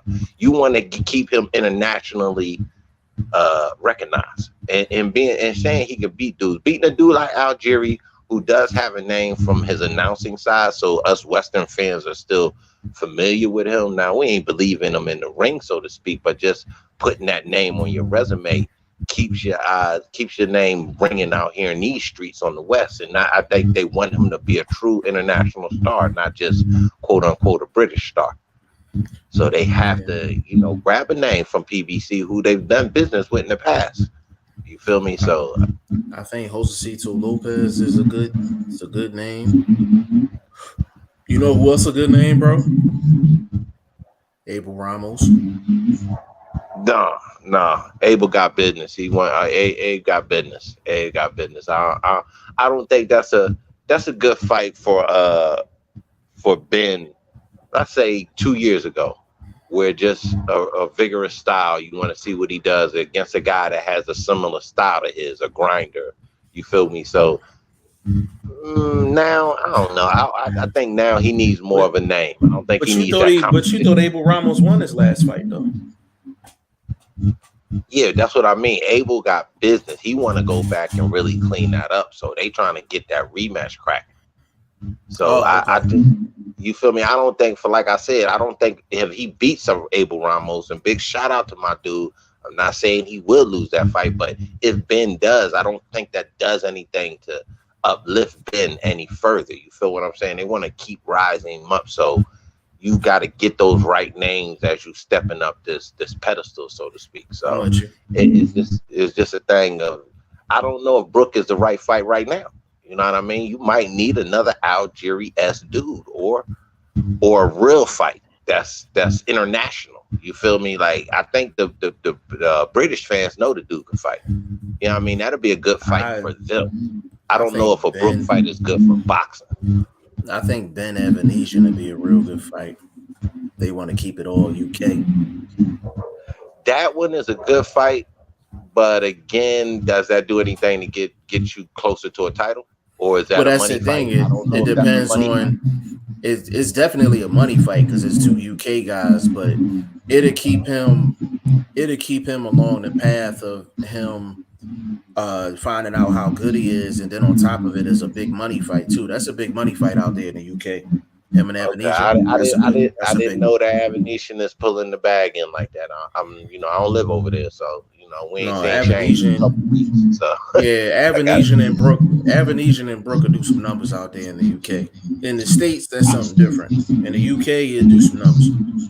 I ain't gonna lie, bro. I think he dog walk Avenesian. Avenesian to me is Khan-esque. Not a glass jaw, but I just rate him more on the con side than I do on a Brook side. I rate Ben on the Brook side of the game. Strong fighter, come forward, put some pressure on you, got some strength. You feel what I'm saying? So he's a problem. I don't know if Khan or Avanesian is that problem. Like, is he walking anybody down? Is he a guy? To me, he's a guy you're going to have to chase. So he could make it an ugly fight that way. Well, Avanesian, for the most part, usually be bringing the smoke. Like, that should be right up. Ben's alley. He should be able to get what he want offensively. I don't think Ben's not gonna have to try to find Avanesian. Avanesian gonna be right there with him. He'll be right in the pocket with him. That's what I'm saying. In a fight like that, you somebody's gonna have to play the Matador. Somebody's gonna have to play the Bull. I anticipate Avanesian playing the Matador. He might. I just his personality just tells me that's gonna be a firefight. Like, that's not lasting more than 6 rounds either way. I got you. I don't think neither one of them is making a backward step. I don't think neither one of them is playing the Matador. They gonna meet in the middle of the ring and they gonna let them things go. So a Mexican style, so to speak. That's how you anticipate. Correct. Exactly. That's how I see that fight going down. But I think that's a really good fight for Conor Benn. But I'm not against the Thurman fight either. He has a shot in that fight. I'm not against the Thurman fight. Not against it at all. That's pay-per-view numbers as far as him. He's going to be the side that makes Thurman look as if the last pay-per-view event was just, you know what I'm saying, a drop in the bucket sort of thing. That was just an anomaly. And the thing is, if Bud is signing a 2-fight deal with Al, if Keith Thurman's one of the 2 fights, then of course he doesn't take the Ben fight. But yeah. I think that's a good. It's hypothetical. I think if they offering Thurman a couple $1 million, I'll definitely go over to the UK and fight Conor Benn. Because if he still think he that dude, he should handle Conor Benn. If he thinks he's that dude, if he think he the old Thurman. Question: This off the radar, John. I mean, that's a guy that's not really, in no title picture. But you think Ben beats a Rashidi Ellis? Now they both on the same platform, and he beats Sheedy. But that's still a good name, though. That's what I'm saying. I agree. I like Ben in that fight because number one, Rashidi Ellis is inactive. Number two, in Rashidi's last fight, and that was a step-up fight. He boxed well, but he fought very cautious. You can't fight cautious against Conor Benn because he's really good at winning rounds because he's so active. He's athletic. I think he beats Rashidi. I think he beats Rashidi by decision. That's a good, again, when you want to keep him, keep his name growing, and like they said, they want him to be a star. You gotta international. You can't stay on your side. You kind of gotta go back and forth. You know what I mean? Get a Scottish dude up in there or something like that. You feel me? Like keep rotating this fighter's name around and keep him. Like I said, maybe not a title list, but a problem at 147 or a bag at 147. No, that's a fact. That's a fact. I agree with that 100%. Mr. Motivator, Porter was never elite though. Burt Wood, any news? AJ versus Usyk 2, Wilder versus AJ standby fight. Burt Wood vlog was Will Smith's slap on Rock disrespectful to a man. Hold on. We'll go with the Porter was never elite. He was just always the 4th or 5th best guy in welterweight. But he was never an elite fighter. I would never consider Porter an elite fighter at any point in his career. Burt Wood, any news on AJ versus Usyk 2? I don't know. I've heard news both ways. Wilder AJ standby fight, I highly doubt that. Blog, you want to comment on the Will Smith Chris Rock thing? If the man had already told you, know what I mean? The man had already told you. See, this not people, not acting like these dudes don't know each other, and it's not something that's been spoken on before. So again, he done already spoke to the man, and plus, we ain't gonna lie. You know what I'm saying? He got charged up by the broad, so you know how that go, bro. You know what I'm saying? We all done lost it, or kind of stepped outside ourselves behind some broad once or twice in life, and you know what I mean? That's what happened to him on that night with a dude that you had already talked to. You feel me? So it is what it is. But that dude Chris Rock, he a sucker anyway. So it is, what I'm saying? Don't even let me start getting into him. But in that particular situation, yeah, he should have slapped the shit out of him. He shouldn't have had the Brizzle had to tell him to go do it though. You know what I'm saying? But her looking and kicking under the table, I'm sure she kicked that fool a kneecap.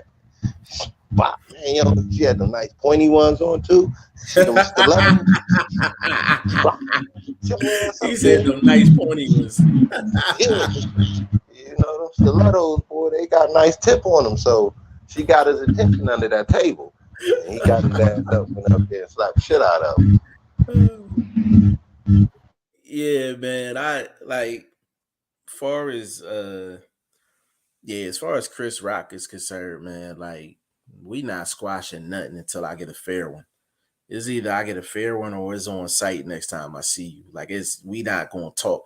You're not gonna smack me and then we gonna talk it out. Like, nah, like we gotta, they both celebrities.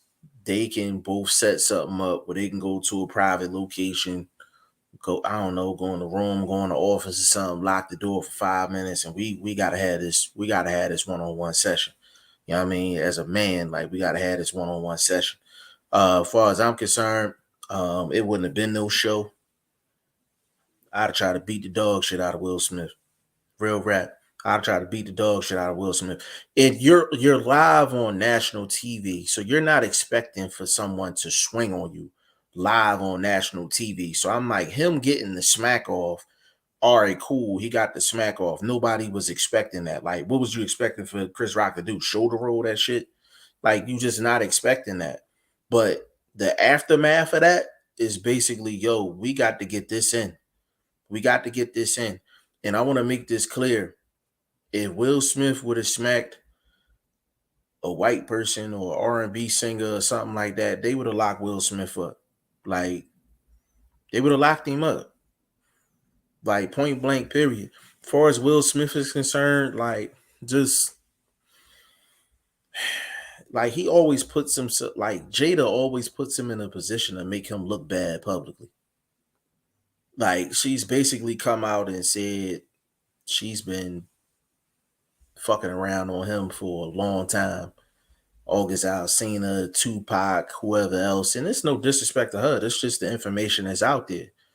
And Will Smith just always looks bad on camera when it comes down to Jada. And it's like the way he rides out for Jada don't ride out for him like that in public. That's the perception. You know what I'm saying? So yeah, like she definitely put a battery in his back. And he looked bad because, you know what I'm saying? Hey, let's be honest, bro. You don't get no stripes for smacking a dude. Like, nah, you don't. Chris Rock, bro. I'm a thug, so we ain't giving stripes out for that, bro. Yes, yeah. Also, yo, the dude 5'5", 150 pounds, bro. Yeah, you get no stripes for that. Even if he was the same size physically, it's what persona Chris Rock puts out. He just he's a comedian. Like, he's a comedian. Yeah, like he ain't no soldier like that. You know what I mean? You know what I mean? He not coming to the rescue of the neighbor or something like that. Or he ain't a dude that's gonna run into a burning house or nothing like that. He ain't that dude. So you slapping him, you ain't quote unquote getting no street cred from what they give out. I don't know what that is. We don't ever do it, but I've heard it. So I guess he was looking for a street cred. You can't get that off of slapping Chris Rock, my dude. So yeah, and it's like you don't know who riding out for Chris Rock. So I'm like, now he gotta have added security. His family gotta have added security. Like, you don't know what's gonna happen. You know what I'm saying? You don't know what's gonna happen. But nah, you don't get no stripes for smacking on Chris Rock. And he looked like, yeah, that's his wife. And obviously he's gonna ride out for his wife. This is the same chick that was sleeping with an R&B singer. Went to an award show with this dude. Came straight out and said, "I still love Tupac to this day." Probably was screwing him too. Like this, the Yo, person that nigga, you I gonna put ain't it gonna all on lie, the line bro. for? When she told that nigga you fuck me like a girl, nigga, I'd have left that bitch. Ain't no motherfucking way in the world you gonna say this shit in front of the whole world, and I'm That's what I'm still saying, with you. bro. The Nah, bitch, disrespect, bitch, the that disrespect ought to that beat the she brakes shows off that towards bitch. I that ain't even man, gonna lie, homie. Yeah, bro. you did, man. The That's disrespect hella she shows towards disrespectful. that, yeah, the disrespect she shows towards that man is absolutely insane. Like, so the fact that he's still riding out for that, it's crazy. She But must got some good ass pussy, nigga. I listen, Man, nigga, that firepower you must be a mother. Cause man. that dude, What was that? Harlem Nights. That was yeah, Harlem that's Nights when sunshine. she was like, "Yeah, throw it in the air to turn to the sunshine." She probably got that. Yeah. You know what I mean? Motivated laughing. Burt Wood said, "Will turned and walked away, pissed me off." Yeah, he walked away like he was Mike Lowry, man. I thought it was a scene in Bad Boys too, man. He walked away all smooth like he was Mike Lowry and shit. I was like, yo, like that's crazy, man. Like I'd have clotheslined him like I was Ric Flair, bro. He'd have turned his back on me like that. I'd have ran and clotheslined that dude. It would have stomped him. Like, but you know, it's Chris Rock though. That's Chris Rock. You know, so you don't know who gonna pull up on Will Smith at this point. People gonna start saying stuff about Jada just to get a reaction out of him now. So he just opened up a whole nother can of worms for himself. I don't know that that's true. That's where I say I disagree because this situation kind of goes back. You know what I'm saying? This ain't no internet trolls. This ain't no just random journalist. This a dude that's equivalent to you guys. You know what I'm saying? To the circle that they run in, so to speak. I don't know financially or whatever, but I'm pretty sure, you know, they all up there. But anyway, I think this is a situation where it was more personal than per se just, Yeah, I'm tired of the cat. I'm tired of the you know what I'm saying, the bagging on me. I think this is personal because of something, I don't know, just something to do with them wanting all the support for the Oscar, for banning the Oscar sort of situation they was on for 2 years ago. Whoop-de whoop, you know what I'm saying? And then he didn't support the boy Kevin Hart for not getting the gig. He turned around and took it, and this was his second run up there, whoop-de whoop. Now this was his third time doing it. So he kind of playing a house. He kind of playing a cool role on it. You know, maybe, and it was two coons fighting. You never know. I don't know. I don't run in those circles. So, like I said, you don't get no strikes, and you definitely ain't walking up on me, slapping me like that, because I'd have probably been the only host at the Oscars with the jammy on me.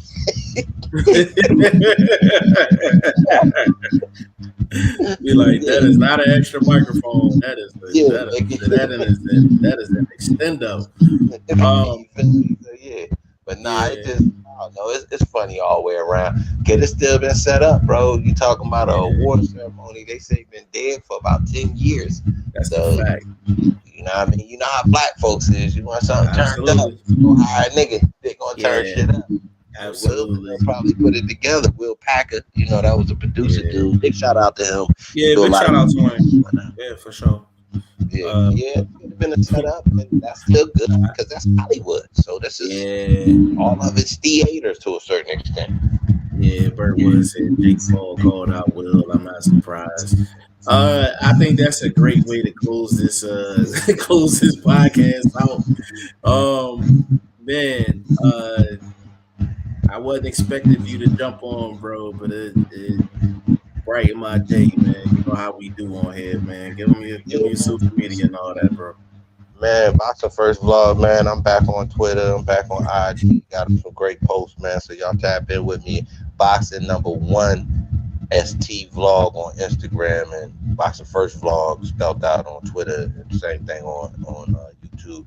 So expect some videos coming, man. I gotta get my energy up, man. After taking these vitamins, getting this fruit in me. So just trying Yeah, to stay afloat best I can. Still trying to put a finger on what's going on, but still gotta go through all these tests and blah blah blah, bro. So I'm a soldier. I'm gonna be around as long as the Most High let me. So you know what I'm yeah, saying? yeah. And for the people that don't know, I'm like when I found out, my big bro was going through something. Like I ain't jumped on this channel for 10 days. You know what I'm saying? Till I found out that man was breathing and he was okay, and I got more information. Boxing didn't matter to me. And that's where we at. You know what I'm saying? That's big bro, I'm little bro. You know what I'm saying? So, and it's always gonna be like that. So it's even if you don't see us in front of this lens, you know, he fighting every day, and I'm right there scrapping with him. You know what I'm saying? And he ain't gonna, be for nothing as far as I'm around. As long as I'm around. You know what I'm saying? So that's gonna be big bro for life. You know what I'm saying? So big shout out to the BoxingFirstVlog, aka the General, aka Blunt, aka Blunt Bayless, aka my big bro. I mean, stepping through, blessing us with his presence today. Big shout out to VP Chain. He ripping and running the streets. I don't know where he at, but big shout out to VP Chain. And listen, this was episode 74 of the Goodfellas podcast. On behalf of VP Chain, my man Boxing First Vlog, your boy Z5 Jesse G, aka G5, aka 5, aka the Google. On behalf of the staff, we'll probably see y'all tomorrow. Whatever we gonna talk about, we'll figure it out. See y'all tomorrow.